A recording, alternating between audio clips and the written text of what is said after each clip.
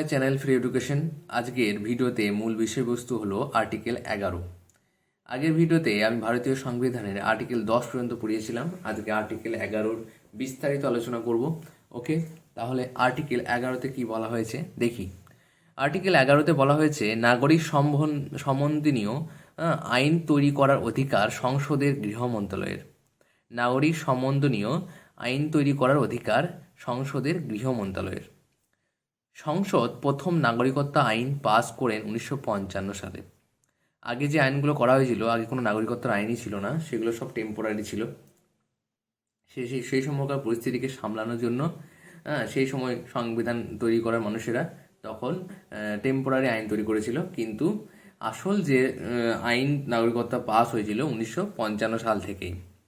নাগরিকত্ব আইন প্রথম সংশোধিত হয়েছিল 1986 সালে, পরে 1992 সালে, 2003 সালে, 2005 সালে এবং 2015-তে কিছু সংশোধন হয় এবং 2019 সালে এনআরসির প্রচলন হয়। এই এনআরসি নিয়ে আমি একটা আলাদা ভিডিও বানাবো। সেই ভিডিওতে এনআরসি, এনপিআর এসব নিয়ে বিস্তারিত আমি আলোচনা করব। ওকে, 1955 সালের নাগরিকত্ব আইন অনুযায়ী 5টি নিয়মে কোনো ব্যক্তি নাগরিকত্ব পাবে, যথা কী কী দেখে নেব। জন্মের ওপর ভিত্তি করে, বংশের ওপর ভিত্তি করে, ফর্ম ফিল আপের মাধ্যমে, দেশীকরণ, অর্জিত ভূমি। এই 5টার মাধ্যমে কিন্তু সে নাগরিকত্ব পাবে। তাহলে প্রথম দেখে নেব জন্মের ওপর ভিত্তি করে। কেউ ভারতে জন্ম নিলে ভারতের নাগরিক হয়ে যাবে। এই আইন তৈরিতে ভারতের অনেক সমস্যার সৃষ্টি হয়।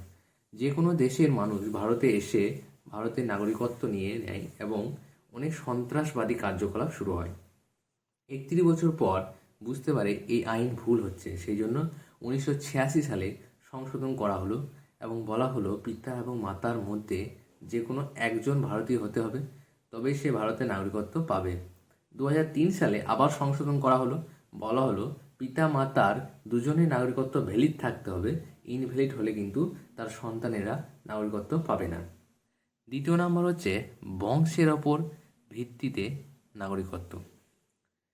কারো সন্তান, ধরা যাক কারো সন্তান ইংল্যান্ডে জন্মগ্রহণ করেছে, তার সন্তান নাগরিকত্ব পাবে বংশের ওপর ভিত্তি করে।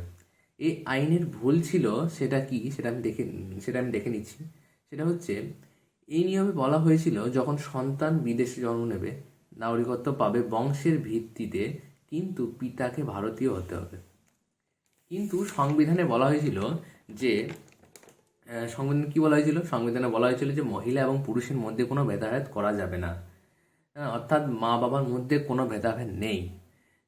সেই জন্য তাহলে সেক্ষেত্রে কি হলো, আবার সুপ্রিম কোর্টে কেস করলো মহিলারা। সেই জন্য 1992 সালে সংশোধন করা হলো, নাগরিকত্ব আইনকে আবার সংশোধন করা হলো এবং বলা হলো যে পিতা মাতার উভয়ই নাগরিকত্ব দেখে কিন্তু নাগরিকত্ব পাবে।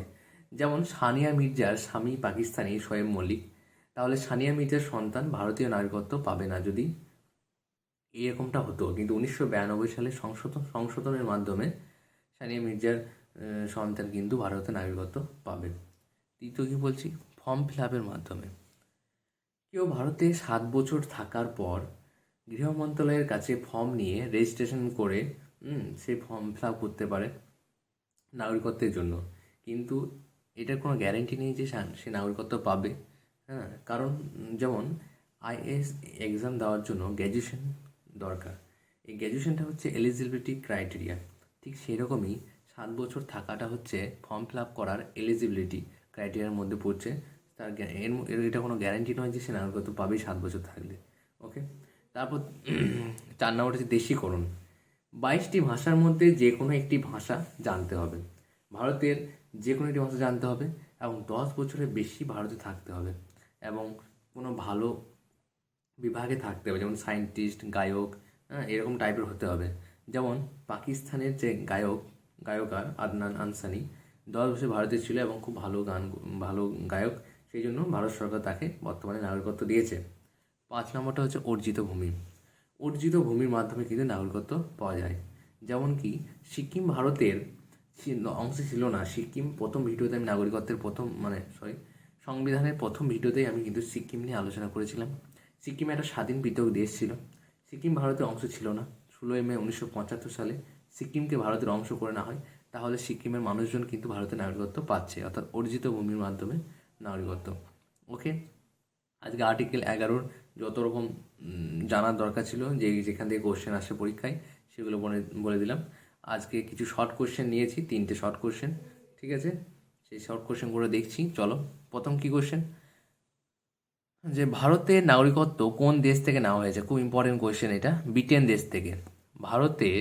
ভারতের কী ধরনের নাগরিকত্ব? ভারতের হচ্ছে এক নাগরিকত্ব, অর্থাৎ কেউ যদি ভাবে যে আমি বিদেশে থাকবো এবং বিদেশি নাগরিকত্ব নেবো বা ভারতের নাগরিকত্ব নেবো, তাহলে কিন্তু হবে না। হয় যে কোনো একটা। ভারতের নাগরিকত্ব হচ্ছে এক নাগরিকত্ব। নাগরিকত্ব আইন কে তৈরি করে? গৃহ মন্ত্রণালয়। নাগরিকত্ব আইন তৈরি করার অধিকার রয়েছে হোম মিনিস্টারের। ওকে, আজকের মতো ভিডিওটা এখানেই শেষ করছি। পরের দিন আমি ভারতীয় সংবিধানের পরের আর্টিকেলগুলো নিয়ে আলোচনা করবো, আর্টিকেল 11 পরের আর্টিকেলগুলো। হ্যাঁ, ওকে, আজকের মতো এখানেই। ভিডিওটা ভালো লাগলে সাবস্ক্রাইব করে দাও, লাইক শেয়ার করো, এবং বুঝতে না পারলে আমাকে কমেন্ট বক্সে কমেন্ট করো। ওকে, বাই।